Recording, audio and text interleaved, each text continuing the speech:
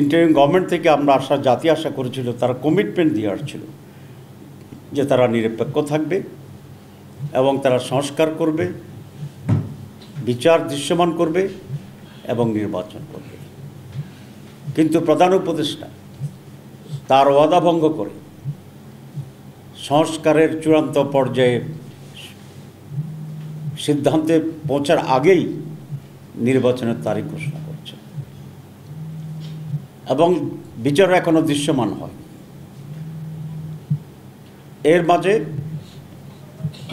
উনি মনে হয় কোনো শক্তির কাছে মাথা নত করে প্রভাবিত হয়ে আবার একটি পরিকল্পিত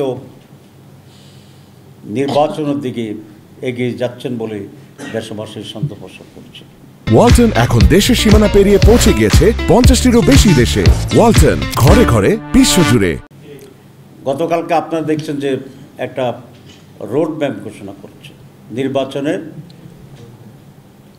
এটার কি বলে, কি নকশা বলে, পথনকশা বাংলায়।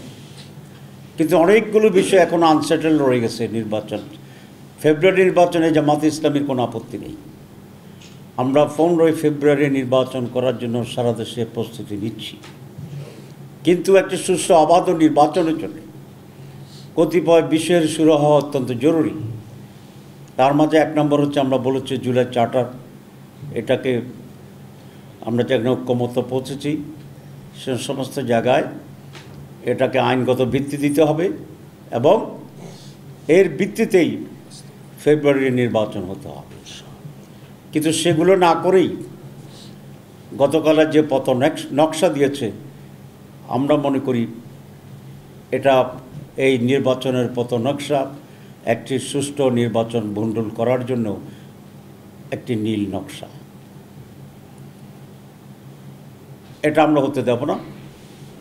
আমরা এই নির্বাচন কমিশন সরকারকে বাধ্য করব যে চার্টার রিফর্ম চার্টারের মাধ্যমে, পিআরের মাধ্যমে আগামী নির্বাচন হতে হবে এবং সেটা বাধ্য করা হবে ইনশাআল্লাহ। আমি আরেকটি বিষয়ে কথা বলতে চাই, সেটা হচ্ছে নির্বাচন কমিশনের ব্যাপারে। নির্বাচন কমিশন আনফর্চুনেটলি বাংলাদেশে সকল সময় একটি দলীয় দাস হিসাবে কাজ করেছে, যেটির সমস্যার অন্যতম প্রধান কারণ ছিল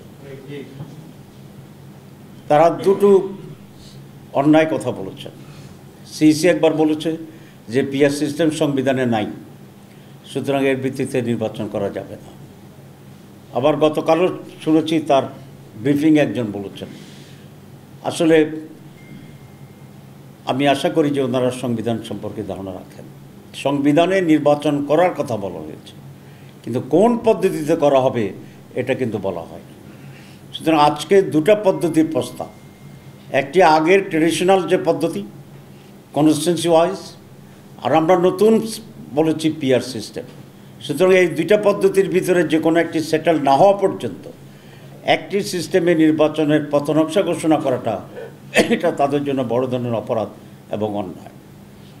আমি সিইসি সহ যিনি বলেছেন তাদেরকে এটা উড্র করার জন্য বলবো এবং দেশবাসীর কাছে ক্ষমা চাওয়ার জন্য বলব।